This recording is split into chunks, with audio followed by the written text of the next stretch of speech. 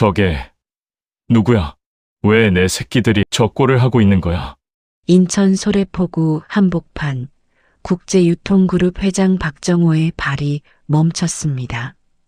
5년 전 아들의 장례식 날 보험금 5억을 들고 남자와 도망쳤다는 며느리가 빛바랜 옷을 입고 상처투성이 손을 한 채 뼈만 앙상한 손주들과 함께 국수집 앞에 앉아 있었습니다.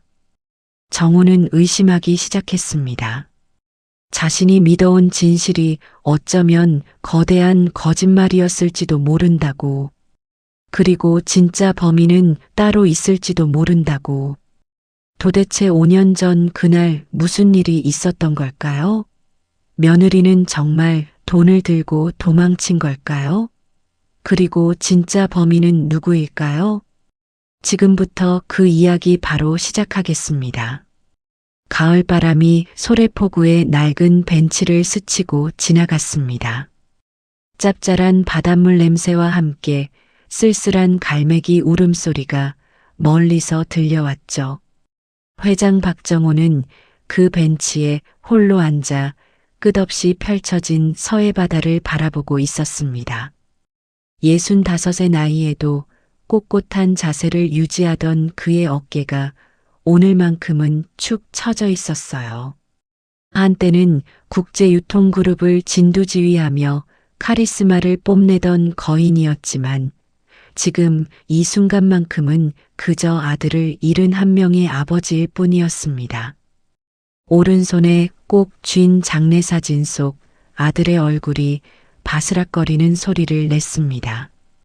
사진 모서리는 이미 닳고 닳아 하얗게 변해 있었죠. 매일같이 꺼내보고 또 꺼내본 흔적이었어요. 정호의 엄지손가락이 무의식적으로 아들의 얼굴을 쓰다듬었습니다. 그때마다 가슴 한구석에서 뜨거운 것이 치밀어 올랐어요. 눈가가 붉어지려는 것을 애써 참으며 그는 깊은 한숨을 내쉬었습니다. 5년이 지났지만 그날이 아직도 내 가슴에 남아있다. 혼잣말처럼 중얼거린 목소리는 거친 바람에 흩어져 사라졌습니다. 파도가 방파제에 부딪히는 소리만이 규칙적으로 들려왔죠. 잔잔해 보이는 바다 표면과는 달리 정호의 가슴속은 여전히 폭풍우가 몰아치고 있었습니다. 그의 시선이 멀리 수평선에 머물렀어요. 석양이 바다를 붉게 물들이기 시작했지만 정호의 눈에는 아무것도 보이지 않는 듯 했습니다. 마음은 5년 전 그날 장례식장에 머물러 있었으니까요. 향 냄새가 가득했던 그곳, 아들의 차가운 관을 바라보며 느꼈던 그 공허함이 다시 밀려왔습니다. 조문객들의 위로가 귓가를 스쳐 지나가던 그때 정호는 아무것도 느낄 수 없었어요. 마치 영혼이 몸을 떠난 것처럼 멍하니 서 있었을 뿐이었죠. 갑작스러운 교통사고였습니다. 회사에서 야근을 마치고 집으로 가던 새벽 졸음운전으로 중앙분리대를 들이받았다는 경찰의 설명이었죠. 38, 한창 일할 나이에 세상을 떠난 큰아들 지연. 그 아이는 정호가 가장 믿고 의지하던 존재였습니다. 회사의 미래를 짊어질 기둥이었고 누구보다 성실하고 책임감 있는 아들이었어요. 정호의 주먹이 서서히 쥐어졌습니다. 사진을 든 손에 힘이 들어가면서 미세한 떨림이 시작되었어요. 공허함이 서서히 분노로 바뀌어가고 있었죠. 그 분노는 아들을 잃은 슬픔에서 비롯된 것이 아니었습니다. 발인식 날 갑자기 사라진 며느리를 향한 것이었어요. 검은 세단을 타고 아이들과 함께 떠난 그 여자, 이서진이라는 이름만 떠올려도 치가 떨렸습니다. 그 애가, 그 여자가 모든 걸 망쳤어. 이를 악물며 내뱉은 말에는 도끼가 서려 있었습니다. 보험금 5억을 받고 사라진 며느리, 시부모에게 한마디 인사도 없이 손주들까지 데리고 떠난 그 여자를 생각하니 온몸이 부들부들 떨렸어요. 정호는 천천히 일어섰습니다. 바람이 더 거세게 불어와 그의 회색 코트 자락을 펄럭였어요. 노을빛에 비친 그의 얼굴에는 깊은 주름 사이로 지워지지 않는 원망이 새겨져 있었죠. 바다는 여전히 잔잔했지만 내 마음은 아직 장례식장에 머물러 있었다. 그 생각이 정호의 발걸음을 무겁게 만들었습니다. 소래포구의 업한장이 서서히 문을 닫기 시작한 저녁 무렵이었습니다.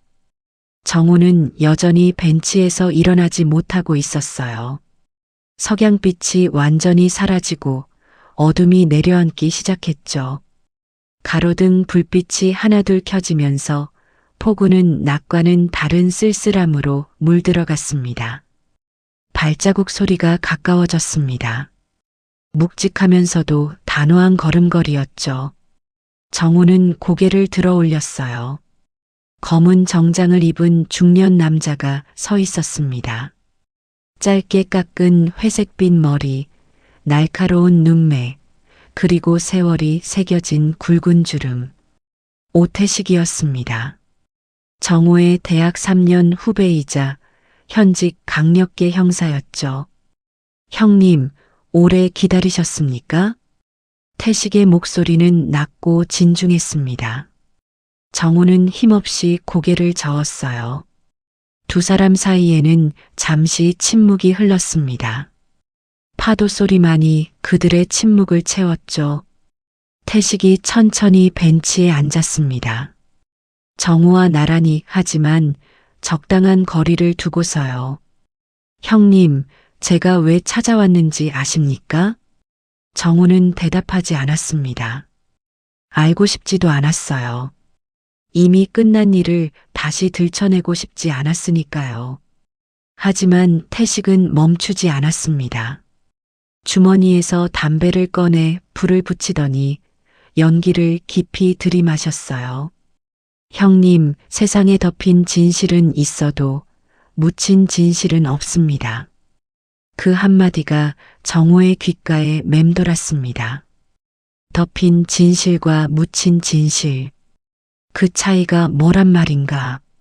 정호는 못 들은 척하려 했지만 그 말이 마음 어딘가에 작은 파문을 일으켰어요.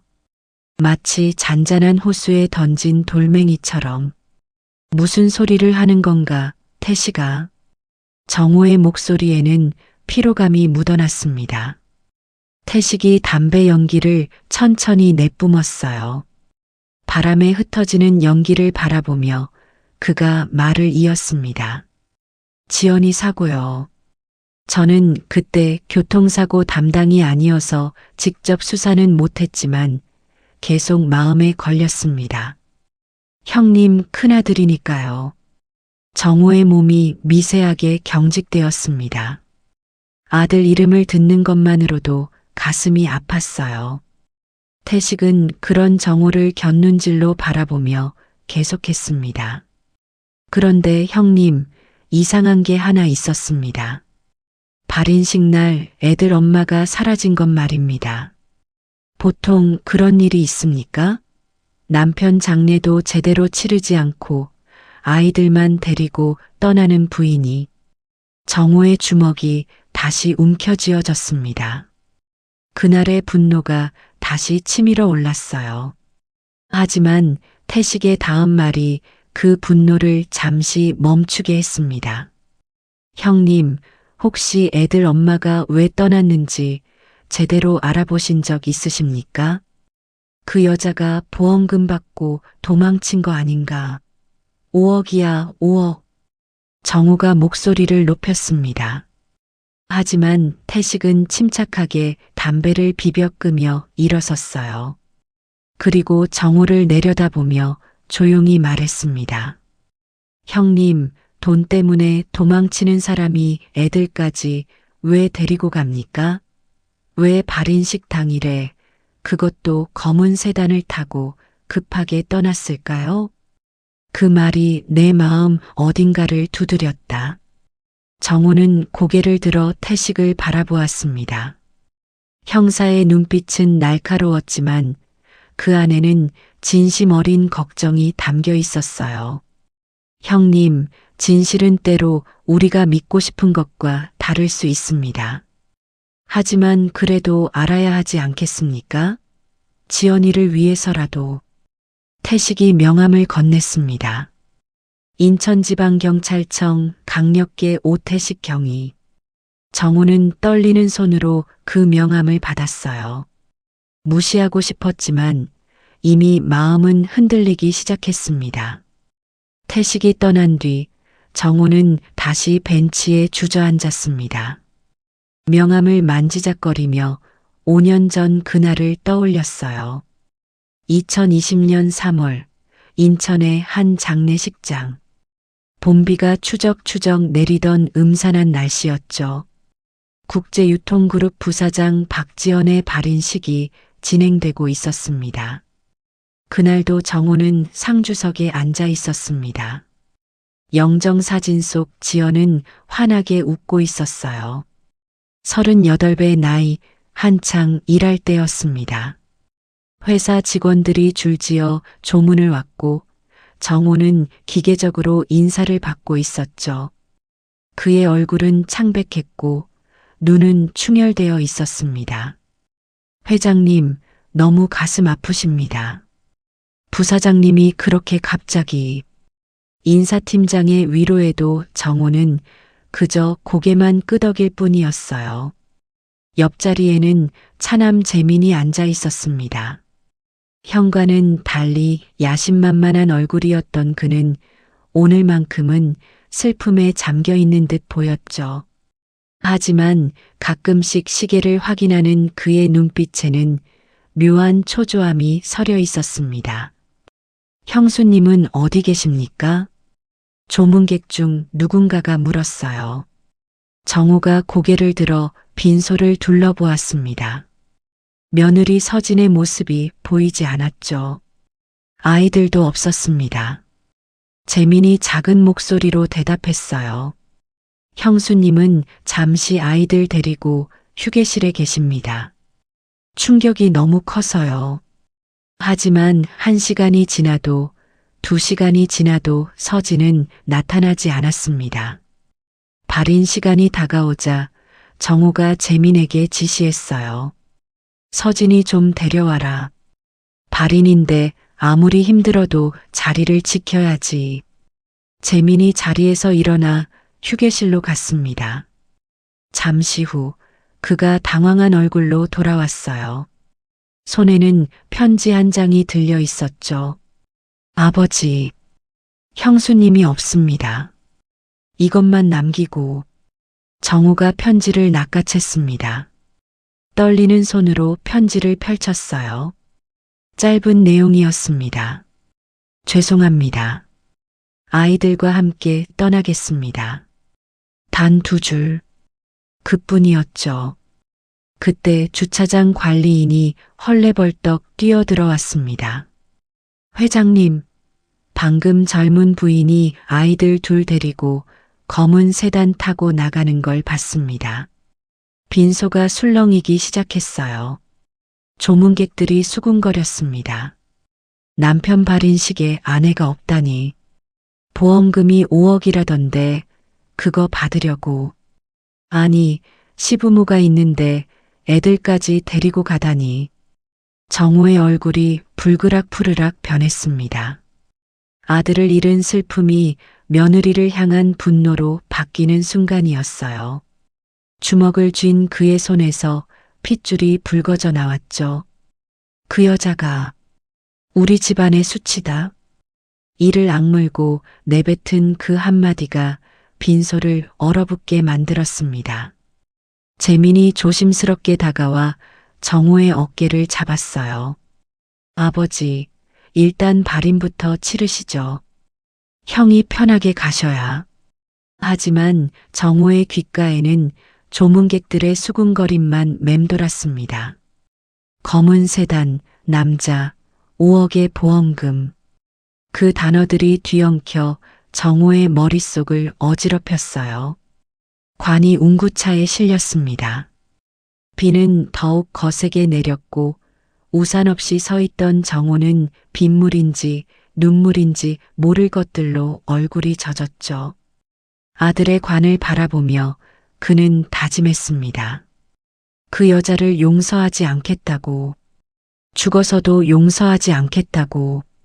발인 행렬이 천천히 장례식장을 빠져나갔습니다. 정호는 상주 자리에서 꼿꼿이 서 있었지만 그의 마음은 이미 복수심으로 가득 차 있었어요. 아들을 잃은 아버지의 슬픔은 배신당한 시아버지의 분노로 변질되어 버렸습니다. 정호는 벤치에서 일어났습니다. 태식의 명함을 주머니에 넣고 천천히 소래포구를 걸었어요.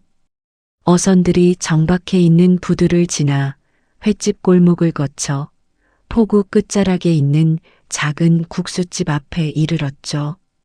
그곳에서 정호의 발걸음이 멈췄습니다. 국수집 안이 유리창 너머로 보였어요. 낡은 나무 테이블, 김이 모락모락 나는 국수 그릇들, 그리고 구석 자리에 앉은 한 가족. 정호의 눈이 그들에게 고정되었습니다. 허름한 옷을 입은 여자가 아이들과 함께 국수를 먹고 있었어요. 서진이었습니다. 5년 만에 보는 며느리의 모습이었죠. 하지만 정호가 기억하던 그 여자와는 너무나 달랐습니다. 한때는 단정했던 머리는 대충 묶여 있었고 얼굴은 수척해져 있었어요. 옷은 낡아 보였고 신발은 밑창이 달아 있었습니다. 더 놀라운 것은 아이들이었어요. 지우와 하윤, 정호의 손주들이었죠. 9살이 된 지우는 여전히 아빠를 닮은 얼굴이었고 8살 하윤은 엄마를 쏙 빼닮았습니다. 엄마, 국수 맛있어요. 하윤의 밝은 목소리가 유리창 너머로 희미하게 들렸습니다. 서진이 아이의 머리를 쓰다듬으며 대답했어요. 천천히 먹어. 채알라. 정호는 유리창 밖에 서서 그들을 바라보았습니다. 5억을 가진 여자가 왜 이렇게 살고 있는 걸까? 보험금을 받고 도망친 여자가 왜 아직도 인천에, 그것도 소래포구 근처에 있는 걸까? 서진이 지갑을 꺼내 계산을 했습니다. 10,000원짜리 지폐 한 장과 동전 몇 개. 그게 전부였어요. 국수 3그릇 값을 겨우 치르는 모습이었죠. 그때 하윤이 엄마 옷자락을 잡아당겼습니다. 엄마, 저기 군만두도 먹고 싶어요. 하윤아, 다음에 먹자, 응? 서진의 목소리에는 미안함이 묻어났어요. 지우가 동생을 달랬습니다. 하윤아, 내 국수 더 줄게. 배불러서 못 먹겠어. 오빠는 거짓말쟁이야. 배고프면서 아니야. 진짜 배불러. 정호의 눈빛이 흔들렸습니다. 손주들의 대화가 가슴을 찔렀어요. 5억을 가진 여자가 왜 저렇게 살아야 하지? 정호는 혼잣말처럼 중얼거렸습니다. 서진이 아이들과 함께 국수집을 나왔어요. 정호는 급히 몸을 숨겼죠. 골목 모퉁이에서 그들을 지켜보았습니다. 엄마, 우리 집 언제 이사 가요? 하윤이 물었습니다. 서진이 아이의 손을 꼭 잡으며 대답했어요. 조금만 더 참자. 10분쯤 걸어 들어간 곳은 재개발을 앞둔 낡은 다세대 주택이었습니다. 반지하 창문에 불이 켜졌어요. 커튼 사이로 희미하게 보이는 실내는 좁고 어두웠죠. 이게 5억을 가진 사람이 사는 곳일까? 정호의 확신이 완전히 무너졌습니다. 주머니 속 태식의 명함이 만져졌어요. 세상에 덮인 진실은 있어도 묻힌 진실은 없습니다. 정호는 휴대폰을 꺼냈습니다. 망설임 끝에 전화 버튼을 눌렀어요. 신호음이 울렸고 곧 태식의 목소리가 들렸죠. 형님, 전화 주실 줄 알았습니다. 태식아, 내가 뭔가 놓친 게 있는 것 같다. 어디 계십니까? 소래포구 근처야. 서진이를 봤어. 그래서요? 태식의 목소리는 침착했습니다. 정우가 깊은 한숨을 내쉬었어요. 애들하고 반지하에 살고 있더라. 애들이 군만두 하나 못 사 먹고 5억이 있다는 게 말이 되나? 정우는 집으로 돌아왔습니다. 인천 송도의 고층 아파트, 100평 펜트하우스. 서진과 아이들이 사는 반지하와는 천지 차이였죠. 거실의 큰 창으로 도시의 야경이 한눈에 들어왔지만 정호의 눈에는 아무것도 보이지 않았습니다. 서재로 들어간 정호는 책상 서랍을 열었어요. 깊숙한 곳에서 낡은 앨범을 꺼냈습니다. 지연의 가족 사진들이었죠. 행복했던 시절의 기록들. 서진이 환하게 웃고 있는 사진, 지우의 돌잔치 사진, 하윤이 태어났을 때 찍은 가족 사진. 이 애가 정말 돈 때문에 도망친 걸까? 정호는 사진을 한 장 한 장 넘기며 생각에 잠겼습니다. 그때 아내가 문을 열고 들어왔어요. 63살의 부인은 여전히 단아한 모습이었죠. 여보, 아직도 안 주무세요? 당신은 먼저 자. 또 지연이 생각하시는 거예요? 이제 그만 놓아주세요. 부인이 정호의 어깨에 손을 얹었습니다. 정호가 고개를 들어 아내를 바라보았어요. 서진이가 정말 보험금 챙겨 도망친 거라고 생각해? 갑자기 왜 그런 말씀을? 오늘 서진이를 봤어. 소래포구에서. 부인의 눈이 커졌습니다. 정우가 계속 말했어요. 반지하에 살고 있더군. 애들이 군만두 하나 못 사 먹고 5억이나 챙겨 도망간 사람이 그렇게 살 이유가 뭐겠어? 애들은요, 애들도 봤어요? 부인이 한숨을 쉬며 앉았습니다. 그럼 그날 왜 그렇게 급하게 떠났을까요? 발인식도 안 끝났는데. 그게 이상한 거야. 분명 뭔가 있어. 정호는 주머니에서 태식의 명함을 꺼냈습니다. 부인이 명함을 보더니 놀랐어요. 당신 후배잖아요. 그 형사한다는. 맞아. 지금 강력계 형사야. 그날 일을 다시 조사해 보자고 하더군. 지연이가 죽은 지 5년이나 지났는데 진실은 한 번쯤 확인해 볼 가치가 있어. 정호의 목소리에는 결의가 담겨 있었습니다. 밤은 깊어갔지만 정호는 잠을 이룰 수 없었어요. 책상 위에 놓인 전화기를 바라보며 밤새 고민했습니다. 새벽 4시가 되었을 때 정호는 더 이상 참을 수 없었어요. 서재에서 나와 거실로 갔습니다. 창밖으로 어슴풀의 동이 트기 시작했죠. 그는 휴대폰을 들었다 놓기를 반복했습니다. 이 시간에 전화하면 미친놈이라고 하겠지. 혼잣말을 하며 다시 휴대폰을 내려놓았어요. 하지만 마음은 이미 결정을 내린 상태였습니다. 6시가 되자마자 전화할 거라고, 그날의 진실을 밝혀달라고 부탁할 거라고. 정호는 부엌으로 가서 커피를 내렸습니다. 진한 아메리카노 향이 집안에 퍼졌어요. 커피를 마시며 창밖을 바라보는 그의 눈빛은 5년 만에 처음으로 생기를 되찾고 있었죠. 지연아, 아빠가 늦었지만 이제라도 진실을 찾아줄게. 드디어 6시가 되었습니다. 정호는 망설임 없이 전화기를 들었어요. 신호음이 3번 울린 뒤 태식의 목소리가 들렸습니다. 형님, 이른 아침부터 전화 주셨네요. 태식아, 부탁이 있다. 그날 발인식 CCTV 좀 찾아봐 주게. 이미 준비하고 있었습니다. 형님이 연락 주실 줄 알았거든요. 정말인가? 네. 사실 저도 그날부터 계속 마음에 걸렸습니다. 형님 허락만 떨어지면 바로 조사 시작하려고 했어요. 정우의 가슴이 뛰기 시작했습니다. 5년 동안 묻어두었던 의문이 이제야 풀릴지도 모른다는 기대감이었죠. 태식아, 고마워. 진실이 무엇이든 알아야겠어. 형님, 각오하셔야 합니다. 진실은 때로 우리가 원하는 것과 다를 수 있으니까요. 알고 있네. 그래도 이제는 알아야 할 때야. 일주일이 지났습니다.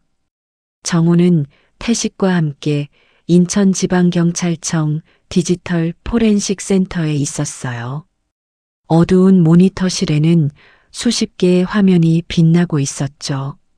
젊은 경찰관이 키보드를 두드리며 복원 작업을 진행하고 있었습니다.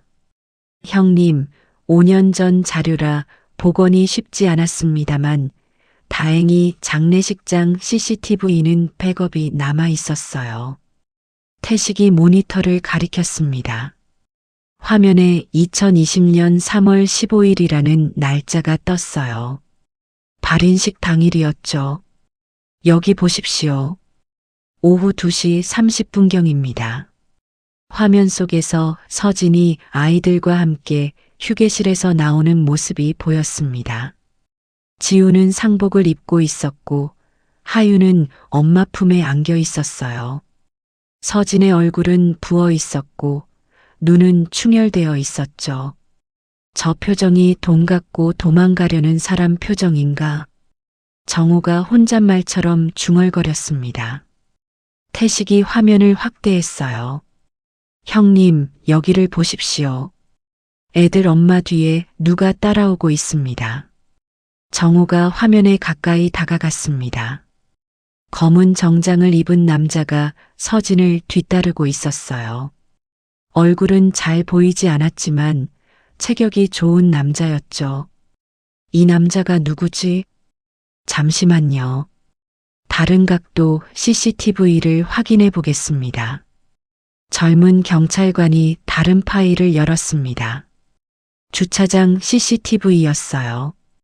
검은 세단이 대기하고 있었고 운전석에 앉은 남자의 옆모습이 잡혔습니다. 차량 번호판을 확대해 보세요. 태식의 지시에 화면이 확대되었습니다. 번호판이 선명하게 보였어요. 정우의 눈이 커졌습니다. 이거 우리 회사 법인차잖아. 네, 맞습니다. 국제유통그룹 법인 차량이에요. 제가 이미 확인했습니다. 정우의 손이 떨리기 시작했습니다.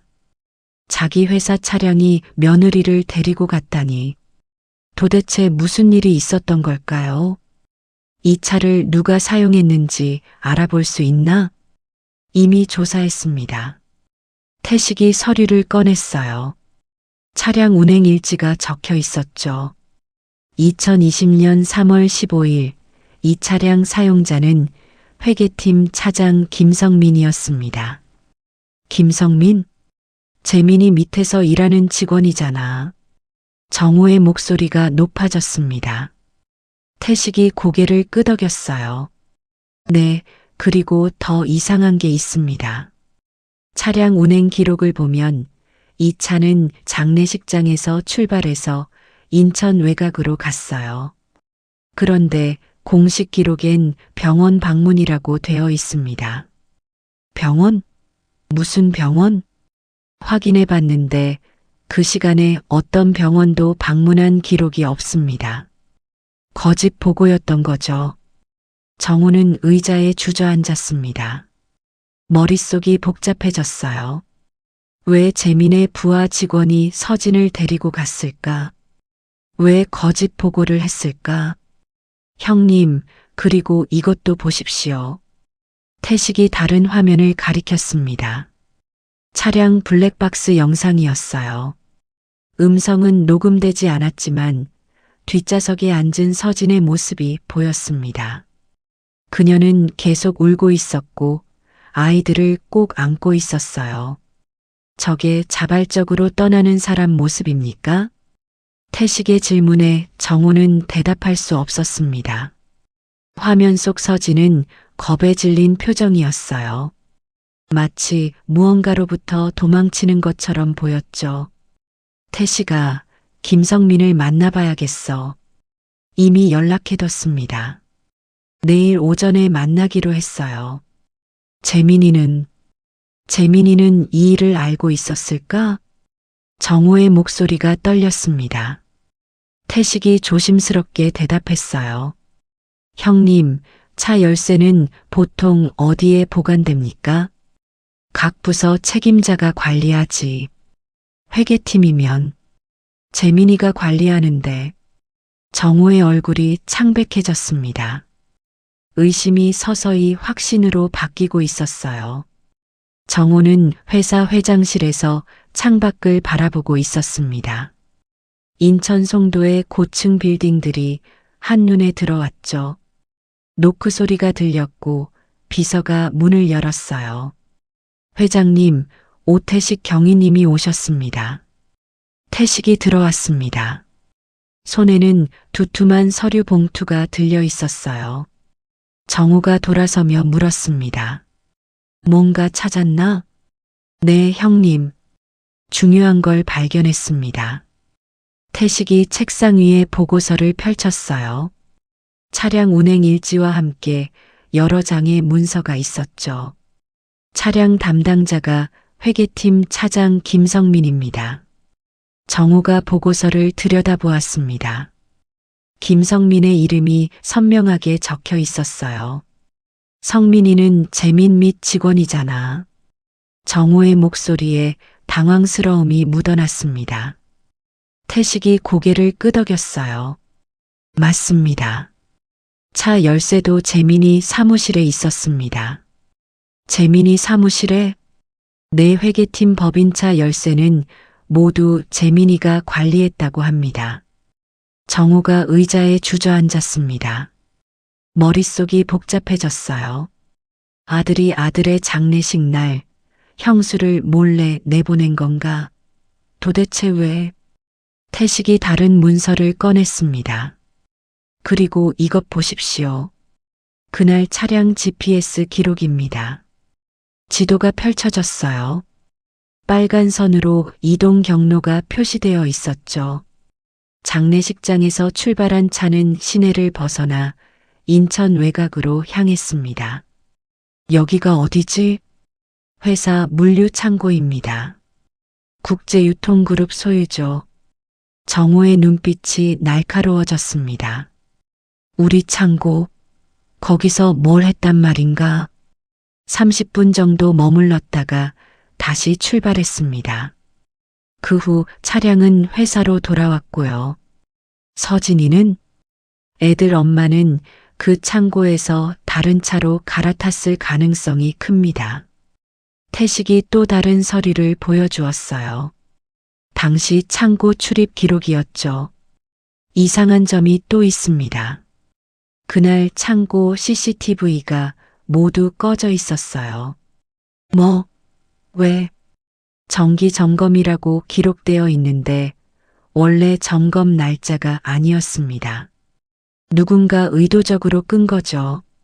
정호의 주먹이 떨렸습니다. 모든 게 계획적이었다는 걸 알 수 있었어요. 재민이가 이 모든 걸 지시했단 말인가? 정황상 그럴 가능성이 높습니다. 태식이 마지막 문서를 꺼냈습니다. 김성민의 인사 기록이었어요.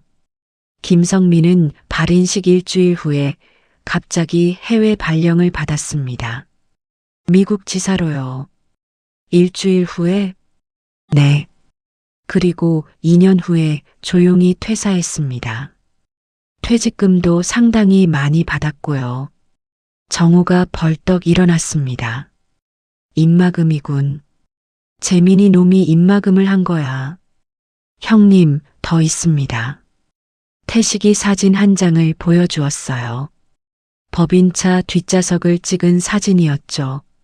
정비소에서 차량 청소할 때 발견했답니다. 뒷좌석 틈새에 끼어 있었어요. 작은 약병이 보였습니다. 라벨이 찢겨 있었지만 일부 글자가 보였어요. 수면? 이게 수면제? 네.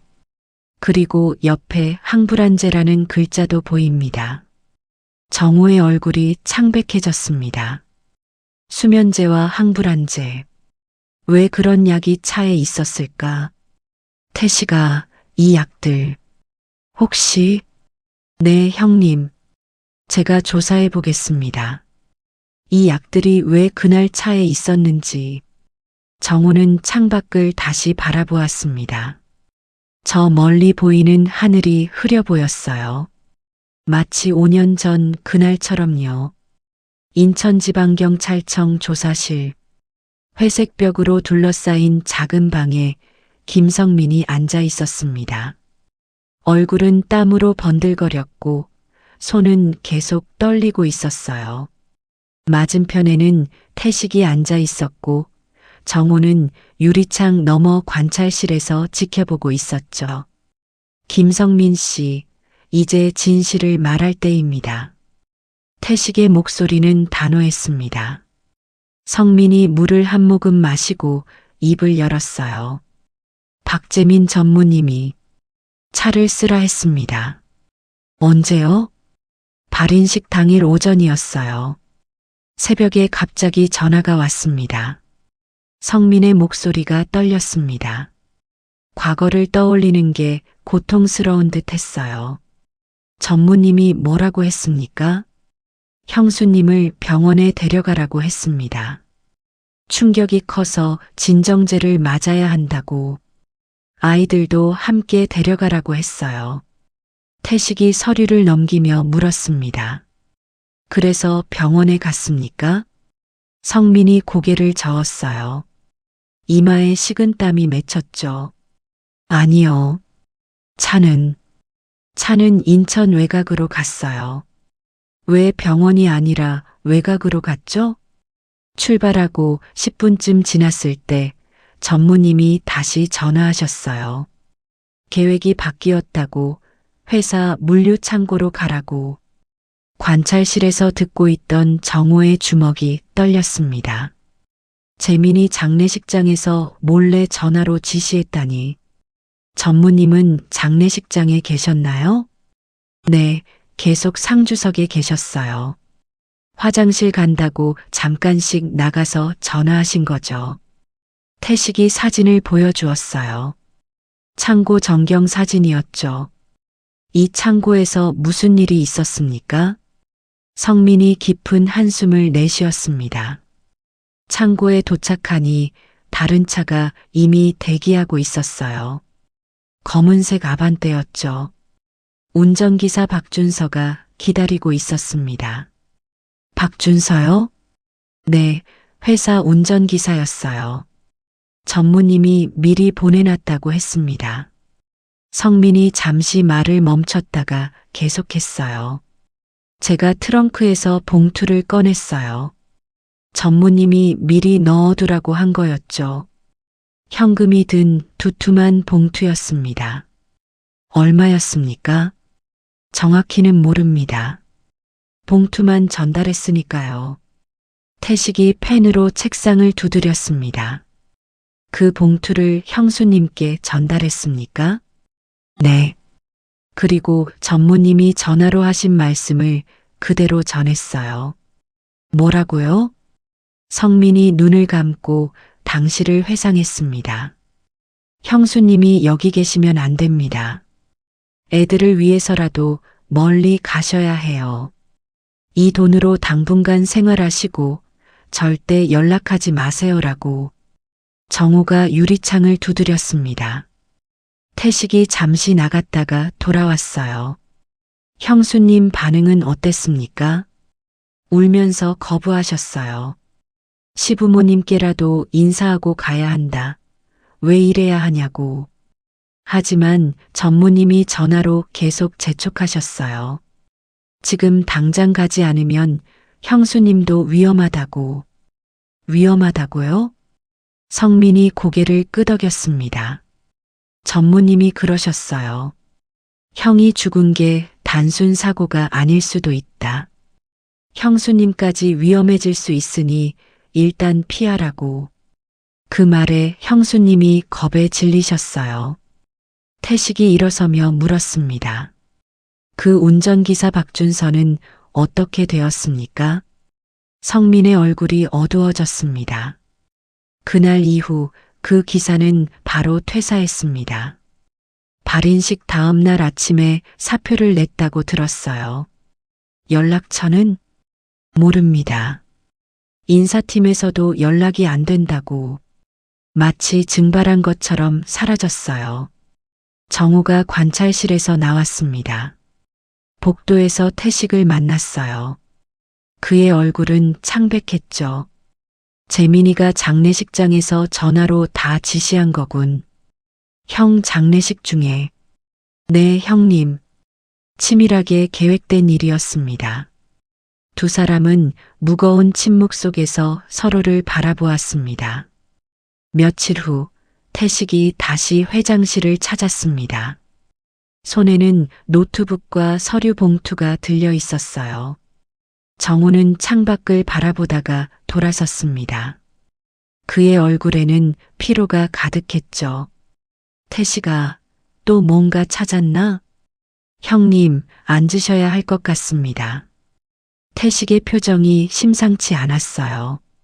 정우가 천천히 의자에 앉았습니다.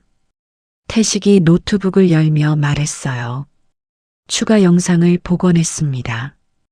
회사 휴게실 CCTV인데 화면에 날짜가 떴습니다. 2020년 3월 14일. 지연이 사망하기 하루 전이었죠. 영상 속에는 휴게실에서 커피를 타는 지연의 모습이 보였습니다. 부사장실로 가져갈 커피였어요. 여기까지는 평범합니다. 하지만 태식이 화면을 가리켰습니다. 지연이 화장실로 간 사이 누군가 휴게실로 들어왔어요. 재민이었습니다. 그는 주위를 둘러보더니 지연의 커피잔에 다가갔죠. 정우의 눈이 커졌습니다. 화면 속 재민은 주머니에서 뭔가를 꺼냈어요. 작은 봉지였죠. 그 안에 흰 가루를 커피에 넣고 숟가락으로 저었습니다. 그리고는 아무 일도 없었다는 듯 휴게실을 나갔어요. 이게 뭐야? 정우의 목소리가 떨렸습니다. 태식이 다른 서류를 꺼냈어요. 재민이 병원 기록을 확인했습니다. 병원 기록? 네.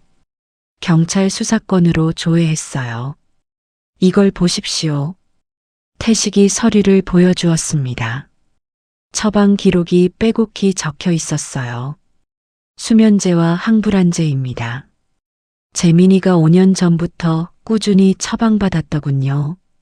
지연이 사고 직전부터요. 5년 전부터? 네. 그리고 이 약들을 함께 복용하면 매우 위험합니다. 특히 운전 중이라면. 정우가 주먹으로 책상을 쳤습니다. 충격과 분노가 뒤섞인 표정이었어요. 재민이가 동생이 형한테 약을 탔다고? 태식이 계속 설명했습니다. 지연이는 그 커피를 마신 뒤 퇴근했어요. 밤 10시쯤이었죠. 평소보다 조금 늦은 시간이었습니다. 그래서 운전 시작 후 30분쯤 지났을 때 약효가 나타났을 겁니다. 갑작스런 졸음, 의식 저하. 그 상태에서 중앙분리대를 들이받은 거죠. 정우가 의자에서 비틀거렸습니다. 작은 아들이 큰 아들을 죽였다는 사실을 받아들이기 힘들었어요. 왜 그랬을까? 재민이가 왜 형을? 태식이 또 다른 서류를 보여주었습니다. 회사 내부 감사 보고서였어요. 지연 부사장이 사망하기 일주일 전 내부 감사를 지시했더군요. 회계 부정 의혹 때문이었습니다. 회계 부정? 네. 누군가 회사 자금을 빼돌리고 있었어요. 그 담당 부서가 회계팀, 재민이 부서구나. 정호의 목소리가 잦아들었습니다. 모든 퍼즐이 맞춰지고 있었어요. 태식이 마지막 증거를 꺼냈습니다. 재민의 통화 기록이었죠. 사고 당일 새벽 재민이가 누군가와 여러 번 통화했습니다. 지연 부사장 사고 시간 직후였어요. 누구와? 김성민 그리고 박준서였습니다. 사고 소식을 듣자마자 뒷수습을 시작한 거죠. 정호가 눈을 감았습니다. 진실이 너무나 잔인했어요. 그 손이 내 아들의 손이었다. 목소리에는 깊은 절망이 묻어났습니다. 태식이 조심스럽게 말했어요. 형님, 이건 살인입니다. 계획적인 살인이에요. 알아. 알고 있네. 정호가 천천히 일어섰습니다. 다리가 후들거렸지만 억지로 버텼어요. 서진이는 이걸 알았던 걸까? 아마 눈치챘을 가능성이 큽니다. 그래서 재민이가 급히 내보낸 거겠죠. 그 애가 입을 열면 모든 게 끝나니까. 정호는 창밖을 바라보았습니다. 저 멀리 보이는 도시가 흐릿했어요. 눈물 때문이었죠. 정호는 태식과 함께 경찰서를 나왔습니다. 증거는 충분했어요. 이제 재민을 체포하는 일만 남았죠. 하지만 마음은 무거웠습니다. 아들이 아들을 죽였다는 사실을 받아들이기 힘들었으니까요. 형님, 저희가 조용히 처리하겠습니다. 고맙네, 태식아. 두 사람이 주차장으로 걸어가던 그때 정호의 휴대폰이 울렸습니다. 화면에 뜬 이름은 재민이었어요. 정호가 잠시 망설이다가 전화를 받았습니다. 아버지. 재민의 목소리는 평소와 달랐어요. 차갑고 날카로웠죠. 재민아, 무슨 일이냐? 아버지가 경찰서에 계신다고 들었습니다. 정호의 얼굴이 굳었습니다. 재민이 이미 알고 있었던 거예요. 태식도 표정이 심각해졌죠. 그래서 제가 지금 어디 있는지 아세요? 재민의 목소리에 비웃음이 섞였습니다. 정호가 불안한 예감에 목소리를 높였어요. 무슨 짓을 한 거냐? 소래포구 근처예요. 형수님 집 앞이죠. 정호의 손이 떨리기 시작했습니다. 서진과 아이들이 위험했어요. 재민아, 그 애들한테 손대지 마라. 아버지가 먼저 시작하신 거 아닙니까? 5년 전 일을 왜 지금 와서 들춰내시는 거죠? 재민의 목소리가 더 차가워졌습니다. 형이 죽은 건 사고였어요. 졸음운전 사고. 경찰도 그렇게 결론 냈잖아요. 재민아, 이제 와서 거짓말하지 마라. 다 알고 있다. 정호의 목소리에 분노가 묻어났습니다. 하지만 재민은 태연했어요. 증거가 있습니까? CCTV 영상? 그게 뭘 증명하죠? 제가 뭘 잘못했다는 증거라도 있나요? 태식이 정호에게 속삭였습니다. 녹음하고 있습니다. 계속 말하게 하세요. 정호가 심호흡을 하고 말을 이었어요. 내가 왜 그랬는지는 알고 있다. 회사 돈을 빼돌린 걸 형이 알았지? 잠시 침묵이 흘렀습니다. 재민의 숨소리만 들렸어요. 그래서요? 그게 형을 죽일 이유가 되나요? 그럼 왜 서진이를 급하게 내보냈냐? 형수님이 충격받아서 쉬러 가신 거예요. 제가 도와드린 거고요. 재민의 목소리는 여전히 침착했습니다. 하지만 다음 말에는 위협이 담겨 있었어요. 그런데 아버지, 지금 형수님과 애들이 어디 있는지 아세요? 정우가 숨을 멈췄습니다. 태식이 급히 다른 휴대폰으로 누군가에게 연락을 취했어요. 무슨 소리냐? 하윤이가 학교에서 안 왔대요. 형수님이 찾고 있더군요. 정우의 얼굴이 창백해졌습니다. 8살 손녀가 사라졌다니. 재민아, 하윤이가 어디 있는 거냐? 글쎄요. 저도 잘 모르겠네요. 아, 그런데 하윤이가 낯선 아저씨 따라가는 걸 봤다는 사람이 있더라고요. 재민의 목소리에는 교묘한 협박이 담겨 있었습니다. 내 놈이 하윤이를 납치한 거냐? 납치라니요. 전 여기 형수님 집 앞에만 있는걸요. 다만 뭐, 아버지가 이상한 짓 하시면 하윤이가 집에 못 돌아올 수도 있겠죠. 정우는 주저앉을 뻔했습니다. 태식이 부축했어요. 재민아, 제발. 하윤이는 죄가 없다. 애는 놔줘라. 그럼 아버지도 그만하세요. 5년 전 일은 묻어두세요. 형수님도 애들도 조용히 살게 놔두시고요. 재민의 목소리가 더욱 차가워졌습니다. 입 다물어요. 아이는 내 손에 있습니다. 그 말과 함께 전화가 끊겼습니다. 정우는 무너져 내렸어요. 태식이 급히 무전기를 들었습니다. 소래포구 일대 수색 시작해. 8살 여자아이, 이름은 박하윤. 경찰들이 일제히 움직이기 시작했습니다. 하지만 정우의 마음은 이미 공포로 가득 차 있었어요. 그날처럼 또 누군가를 잃을 순 없다. 그의 목소리는 절망으로 떨리고 있었습니다. 정우는 집으로 돌아왔습니다. 100평 펜트하우스의 거실이 텅 비어 보였어요. 아내가 걱정스러운 얼굴로 다가왔습니다. 여보, 무슨 일이에요?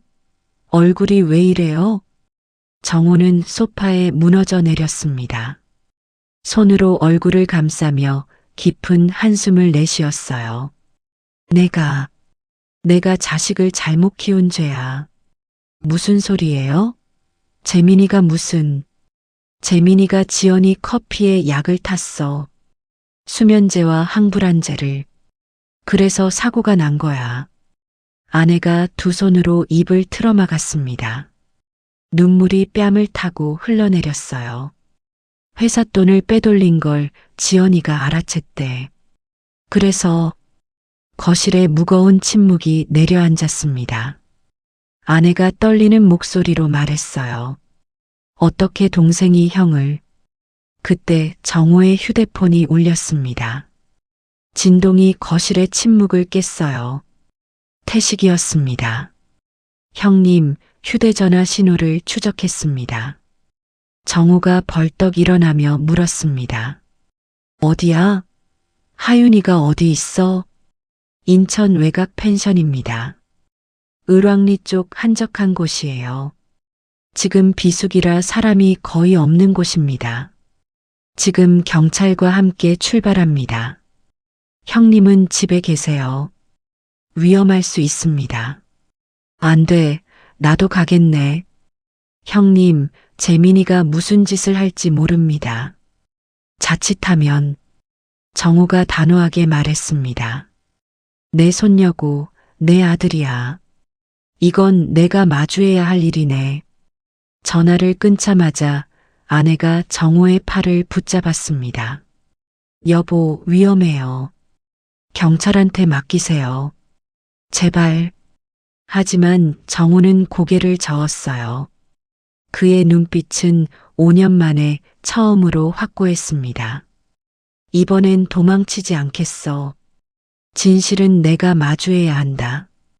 5년 전에도 지금도 내가 도망쳤던 거야. 이제 그만 도망칠 거야.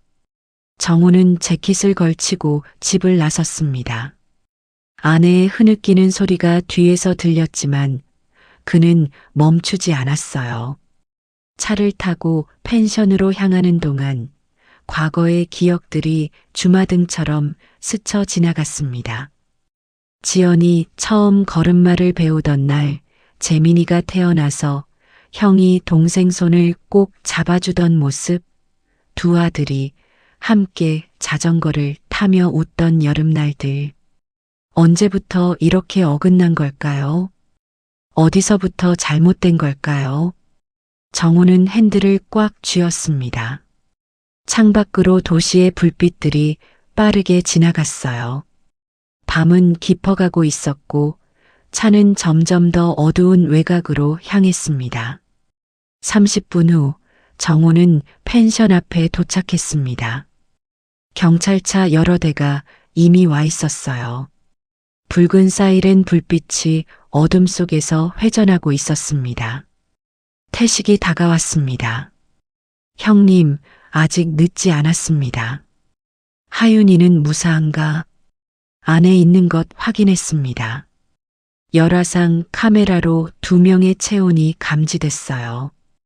2층 끝방입니다. 정우가 펜션을 바라보았습니다.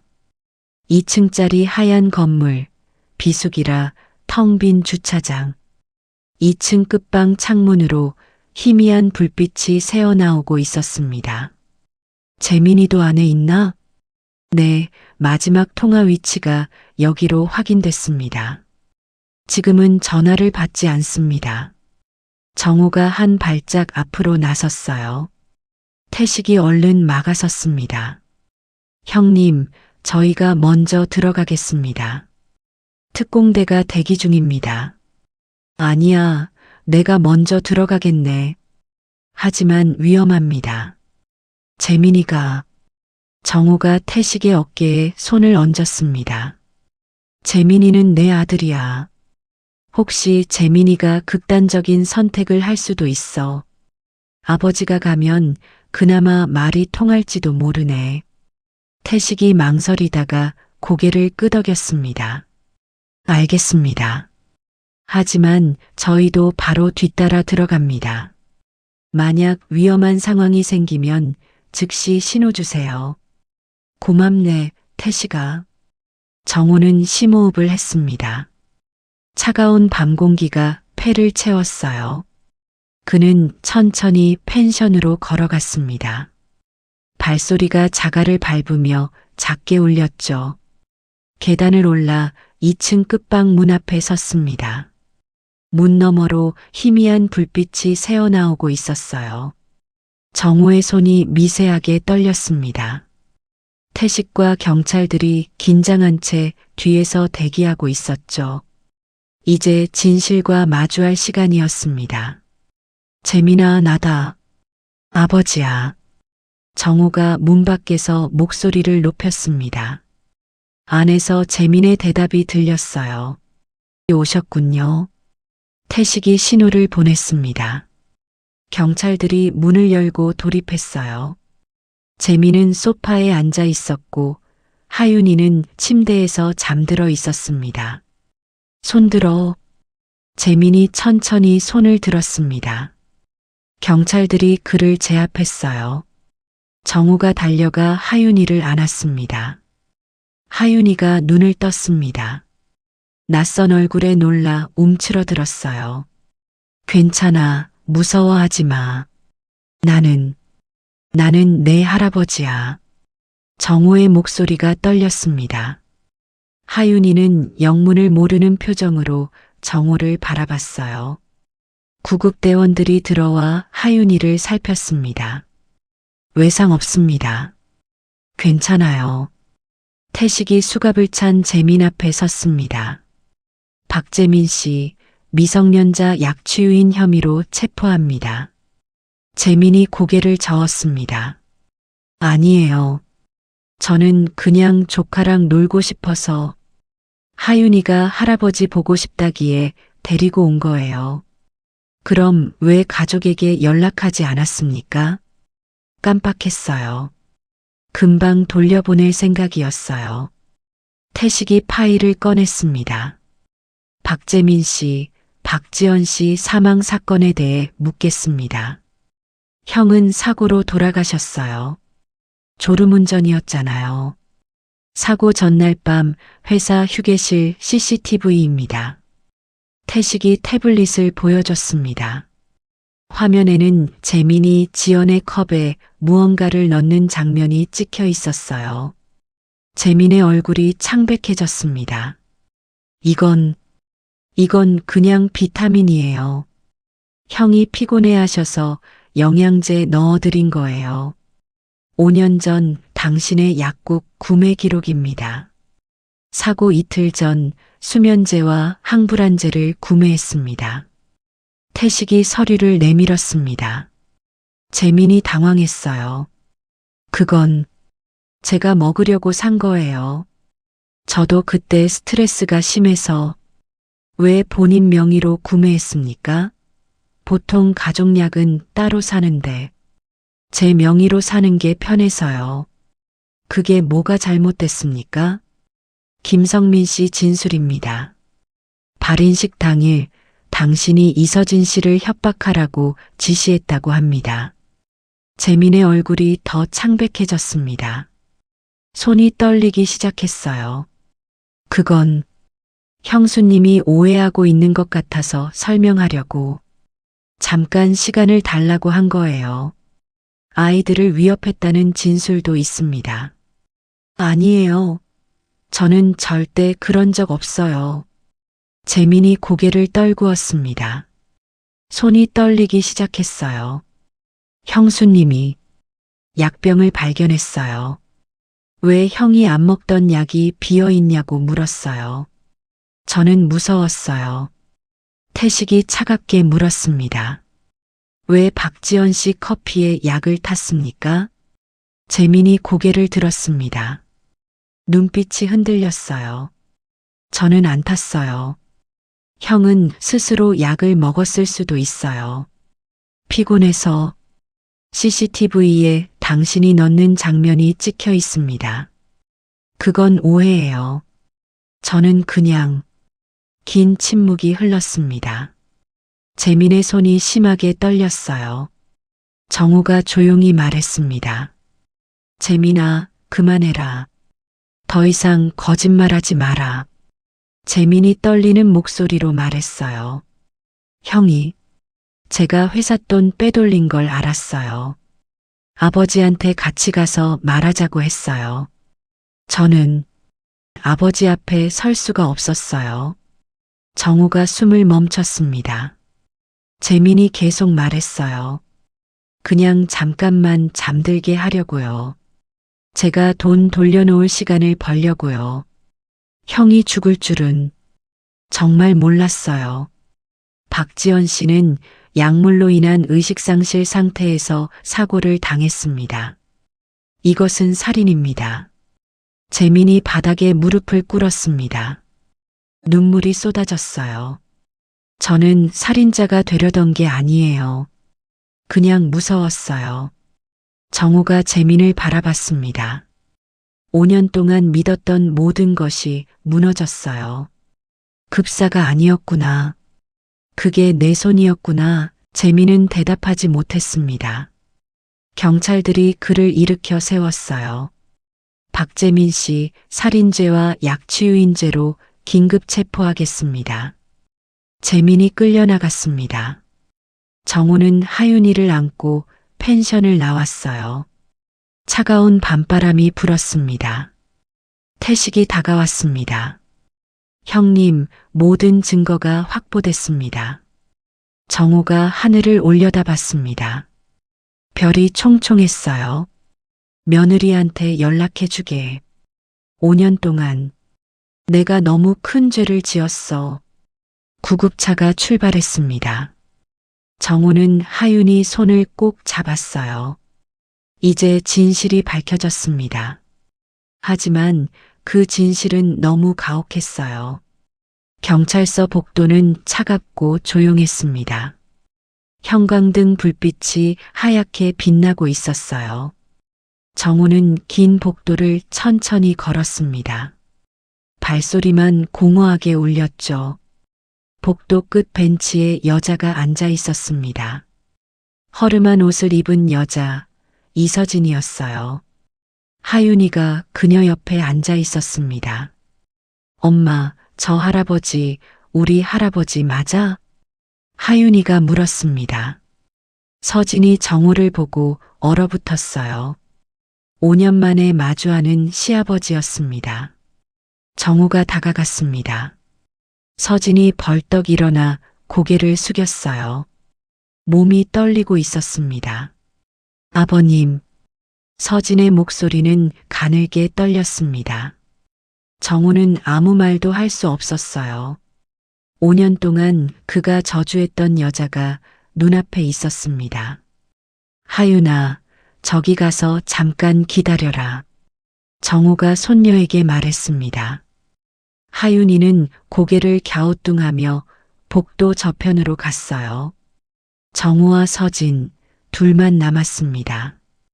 긴 침묵이 흘렀어요. 서진이 먼저 입을 열었습니다. 죄송합니다. 발인식 날 그렇게 떠나서. 아니야. 정우가 서진의 말을 막았습니다. 미안한 건 나야. 5년 동안 널 오해했어. 내가 돈 때문에 도망쳤다고, 남편 죽은 날 남자랑 떠났다고, 아이들까지 데려간 파렴치한 여자라고 생각했어. 서진이 눈물을 흘리기 시작했습니다. 정우가 계속 말했어요. 태식이한테 다 들었어. 재민이가 널 협박했다고, 아이들을 지키려고 어쩔 수 없이 떠난 거라고. 저는 정말 어쩔 수가 없었어요. 도련님이 아이들한테 무슨 짓을 할까봐. 서진의 목소리가 떨렸습니다. 정우의 눈에도 눈물이 맺혔어요. 그동안 얼마나 힘들었니? 아이 둘 데리고 숨어 지내면서. 괜찮았어요. 아이들만 무사하면 됐어요. 그이가 남편이 마지막으로 부탁한 게 아이들 지키라는 거였어요. 서진이 흐느꼈습니다. 정우가 주머니에서 손수건을 꺼내 건넸어요. 내가 너무 큰 죄를 지었구나. 5년 동안 너를 미워하고 저주했어. 가족들한테도 내 이름을 입에 올리지 못하게 했지. 미안하다, 서진아. 정우의 목소리가 떨렸습니다. 서진이 고개를 저었어요. 아니에요. 제가 설명을 했어야 했는데. 그냥 도망치듯 떠나서. 아니야. 넌 아이들을 지킨 거야. 엄마로서 해야 할 일을 한 거야. 정우가 서진을 바라봤습니다. 서진이 눈물을 닦았습니다. 정우가 조심스럽게 물었어요. 그동안 어떻게 살았니? 식당에서 설거지하고 청소 일하고 아이들 학교는 보냈어요. 힘들었지만 아이들이 있어서 버틸 수 있었어요. 지우는 병원에 있어요. 하윤이 소식 듣고 쓰러졌어요. 충격이 컸나 봐요. 정우의 가슴이 찢어지는 것 같았습니다. 이제 집으로 돌아오너라. 내가 있어야 할 곳은 우리 집이야. 서진이 놀란 얼굴로 정우를 봤습니다. 아버님, 아이들도 할아버지, 할머니를 알아야지. 5년 동안 잃어버린 시간을 되찾아야 해. 서진이 고개를 숙이며 눈물을 흘렸습니다. 정우가 복도 저편의 하윤이를 바라봤어요. 하윤아, 이리 와. 하윤이가 조심스럽게 다가왔습니다. 정우가 무릎을 꿇고 하윤이와 눈높이를 맞췄어요. 하윤아, 나는 내 할아버지야. 5년 동안 너를 못 만나서 정말 미안하다. 하윤이가 고개를 갸우뚱했습니다. 할아버지요? 엄마가 할아버지는 먼 곳에 계신다고 했는데 이제 가까이 있을 거야. 할아버지가 너랑 지우랑 엄마를 지켜줄게. 정우가 하윤이의 머리를 쓰다듬었습니다. 작고 따뜻한 손녀의 머리가 느껴졌어요. 5년 만에 정우는 잃어버렸던 가족을 되찾았습니다. 하지만 그 대가는 너무 컸어요. 한 아들은 죽었고 다른 아들은 감옥에 갔습니다. 정호는 하늘을 올려다봤습니다. 지연이가 보고 있을까요? 이제라도 진실을 알게 되어 며느리의 결백을 증명하게 되어 아들이 용서해 줄까요? 지연아, 미안하다. 아버지가 늦었다. 정호가 마음속으로 중얼거렸습니다. 며칠 후 정호는 구치소 면회실에 앉아 있었습니다. 차가운 철제 의자, 투명한 아크릴 칸막이, 그 너머로 재민이 들어왔어요. 재민은 수감복을 입고 있었습니다. 얼굴은 헬쑥했고 눈가에는 다크서클이 깊게 패여 있었어요. 그는 정호를 보고 고개를 떨구었습니다. 아버지. 재민의 목소리는 힘이 없었습니다. 정호는 아무 말 없이 아들을 바라봤어요. 죄송합니다. 잘못했어요. 재민이 떨리는 목소리로 말했습니다. 정호가 천천히 입을 열었어요. 변호사는 만났냐? 네, 아버지께서 선임해 주신. 재판은 언제냐? 다음 달이라고 합니다. 짧은 대화가 오갔습니다. 정호는 재민을 바라봤어요. 그의 눈에는 복잡한 감정이 얽혀 있었습니다. 재민아, 내가 너한테 물어볼 게 있다. 네, 아버지. 너는 정말 형을 죽이려고 한 게 아니었냐? 재민이 고개를 들었습니다. 눈물이 그의 눈가에 맺혀 있었어요. 아니에요. 정말 아니에요. 저는 그냥 시간을 벌고 싶었을 뿐이에요. 형이 죽을 줄은. 하지만 형은 죽었어. 정호의 목소리는 차갑게 가라앉았습니다. 형이 널 밀어낼 줄 몰랐다는 거냐? 나한테 말하자고 했을 때 너는 형이 널 용서해 줄 거라고 생각했냐? 재민이 고개를 저었습니다. 아니에요. 저는 그냥 무서웠어요. 나 앞에 설 용기가 없었어요. 그래서 형을 죽인 거냐? 정호의 목소리가 높아졌습니다. 재민이 울기 시작했어요. 저는 그냥 살고 싶었어요. 제 자리를 지키고 싶었어요. 형처럼 훌륭하지 못한 제가 나한테 실망만 안겨줄 저 같은 인간이 살고 싶어서 형을 죽였단 말이냐? 정호가 눈을 감았습니다. 분노가 치솟아 올랐지만 동시에 허무함도 밀려왔어요. 너는 형보다 약했어. 그래서 더 잔인했어. 재민이 얼굴을 손으로 가렸습니다. 흐느끼는 소리만 들렸어요. 재민아, 형은 내가 죽인 게 아니야. 정호가 조용히 말했습니다. 재민이 고개를 들었어요. 내 마음의 그늘이 죽인 거야. 내가 형이랑 비교당하는 게 싫어서, 우리한테 인정받고 싶어서 그 욕심이 형을 죽인 거야. 재민은 아무 말도 할 수 없었습니다. 나도 잘못했어. 너한테 너무 많은 걸 바랐고 형이랑 비교만 했지.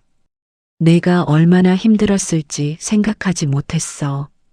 정호의 목소리가 떨렸습니다. 하지만 그게 형을 죽여도 되는 이유는 아니야. 절대로. 재민이 고개를 떨구었습니다. 정호가 일어섰어요. 재판에서 사실대로 말해라. 도망치지 말고 내가 한 일에 대해 책임져라. 아버지. 재민이 떨리는 목소리로 불렀습니다. 용서해달라는 말은 하지 마라. 나도 내 형수한테도 아무도 널 용서할 수 없어. 너 스스로도 널 용서하지 마라. 정호가 돌아섰습니다. 재민이 뒤에서 불렀어요. 아버지, 아버지. 하지만 정호는 뒤돌아보지 않았습니다. 그는 면회실을 나와 긴 복도를 걸었어요. 뒤에서 재민의 울음소리가 들렸지만 점점 멀어졌습니다. 밖으로 나오자 햇빛이 눈부셨습니다. 정호는 하늘을 올려다봤어요. 지연아, 미안하다. 아버지가 동생을 잘못 키웠어. 정호의 눈에서 눈물이 흘렀습니다. 오랜 세월 기업을 이끌며 단련된 그였지만 지금은 그저 아들을 잃은 아버지일 뿐이었어요. 차에 올라탄 정호는 한동안 움직이지 못했습니다. 핸들을 잡은 손이 떨렸어요. 분노와 슬픔과 후회가 뒤섞여 가슴을 짓눌렀습니다. 하지만 정호는 시동을 걸었습니다. 집으로 가야 했어요. 며느리와 손녀들이 기다리고 있었습니다. 잃어버린 가족을 되찾았으니 이제 그들을 지켜야 했습니다. 정호는 천천히 차를 몰았습니다. 구치소가 100미러로 멀어졌어요. 재미는 저기에 남았고 정호는 앞으로 나아가야 했습니다. 분노는 서서히 체념으로 바뀌었습니다. 이제 모든 게 끝났어요. 진실은 밝혀졌고 각자의 자리로 돌아갔습니다. 살아있는 사람들은 계속 살아가야 했습니다. 소래포구, 가을바람이 부는 오후였습니다.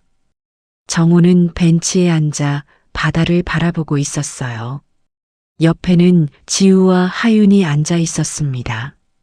할아버지, 배고파요. 하윤이가 정호의 팔을 잡아당겼습니다. 지우도 고개를 끄덕였어요. 저도 배고파요. 정호가 미소 지으며 일어섰어요. 그래, 국수 먹으러 가자. 네 사람은 포구 옆 국수집으로 들어갔습니다. 낡은 테이블, 플라스틱 의자, 평범한 동네 국수집이었어요.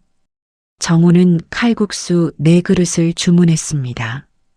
할아버지, 이거 맛있어요. 지우가 국수를 호로록 먹으며 웃었습니다. 하윤이도 옆에서 신나게 먹고 있었어요. 정호는 손주들이 먹는 모습을 바라보며 흐뭇하게 미소 지었습니다. 천천히 먹어라. 목매인다.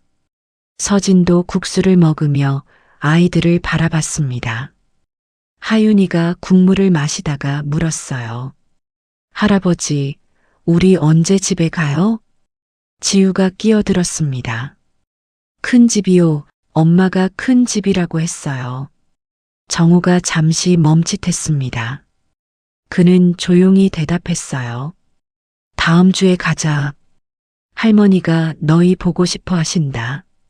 할머니도 있어요? 지우가 눈을 반짝이며 물었습니다. 정호가 고개를 끄덕였어요. 그럼 할머니도 계시지. 할머니가 너희 방도 준비해놨어. 아이들이 서로를 보며 웃었습니다. 정호는 그 모습을 바라보며 눈시울이 뜨거워졌어요. 국수를 다 먹고 나와 다시 벤치에 앉았습니다. 바다는 잔잔했어요. 하늘은 맑았고 갈매기들이 날아다니고 있었습니다. 할아버지, 삼촌은 언제 와요? 하윤이가 물었습니다. 정호의 미소가 사라졌어요. 삼촌은 한동안 못 와. 왜요? 삼촌이 잘못을 해서 벌을 받고 있어. 하윤이가 고개를 갸우뚱했습니다. 정호가 손녀의 머리를 쓰다듬었어요. 너희는 삼촌을 미워하지 마라. 삼촌도 힘들었던 거야. 그때 서진이 다가왔습니다. 그녀는 비닐봉지를 들고 있었어요. 아버님, 아이들 간식 사왔어요. 그래, 수고했어. 서진이 아이들에게 빵을 나눠줬습니다. 정호는 며느리를 바라봤어요. 서진아, 고생 많았다. 아니에요, 아버님. 이제 힘든 일은 없을 거야. 내가 지켜줄게. 서진이 고개를 숙이며 눈물을 닦았습니다. 정호가 바다를 바라보며 말했어요. 진실은 늦게 와도 결국 찾아온다더니. 서진이 옆에 앉았습니다. 둘은 아무 말 없이 바다를 바라봤어요. 아이들은 빵을 먹으며 뛰어놀고 있었습니다. 아버님, 지연이 오빠가 보고 싶어요. 서진이 조용히 말했습니다. 정우가 고개를 끄덕였어요. 나도 그래. 지연이가 보고 싶어. 지연이 오빠가 여기 좋아했어요. 회사 일 힘들 때마다 여기 와서 바다 보고 갔어요. 그랬구나. 정우는 눈을 감았습니다. 바람이 얼굴을 스쳤어요. 아들의 목소리가 들리는 것 같았습니다. 아버지, 이제 괜찮아요. 진실이 밝혀졌으니까요. 정우가 눈을 떴습니다. 하윤이와 지우가 갈매기를 쫓아다니며 웃고 있었어요. 서진이 아이들을 바라보며 미소 짓고 있었습니다. 모든 게 평화로웠습니다. 하지만 정우는 알고 있었어요. 이 평화는 너무 큰 대가를 치르고 얻은 것이라는 걸. 한 아들을 잃고 다른 아들은 감옥에 보냈습니다. 5년 동안 며느리와 손주들을 외면했습니다. 하지만 이제는 달랐습니다. 정우는 남은 가족을 지킬 겁니다. 아이들이 자라는 걸 볼 겁니다. 며느리가 다시 웃을 수 있게 도와줄 겁니다. 할아버지, 같이 놀아요. 하윤이가 정우의 손을 잡아당겼습니다. 지우도 반대편 손을 잡았어요. 그래, 가자. 정우는 손주들의 손을 꼭 잡았습니다. 네 사람은 폭우를 따라 천천히 걸었어요. 바람이 불었고 파도가 철썩였습니다. 갈매기가 울었고 햇빛이 바다를 비췄습니다. 정우는 잠시 멈춰 섰습니다. 뒤돌아봤어요. 5년 전 그가 홀로 앉아 공허함에 잠겼던 그 벤치가 보였습니다. 이제는 달랐습니다. 손주들이 있었고 며느리가 있었고 되찾은 가족이 있었습니다. 할아버지, 왜 그래요? 지우가 고개를 들어 물었습니다. 정우가 미소 지으며 고개를 저었어요. 아니야, 아무것도 아니야. 정우는 다시 앞을 보고 걸었습니다. 뒤돌아보지 않았어요. 과거는 과거였습니다. 지연은 돌아오지 않았고 재미는 감옥에 있었습니다. 하지만 살아남은 사람들은 계속 살아가야 했습니다. 석양이 정우의 등을 비췄습니다. 그림자가 길게 드리워졌지만 발걸음은 가벼웠어요. 손주들의 작은 손이 따뜻했습니다. 며느리의 미소가 눈에 들어왔습니다. 정우는 진실을 밝혀냈습니다. 5년 동안 숨겨져 있던 진실을요. 며느리의 결백을 증명했고 손주들을 되찾았습니다. 이제 남은 삶을 제대로 살아갈 수 있었습니다. 진실은 늦게 왔지만 결국 찾아왔습니다.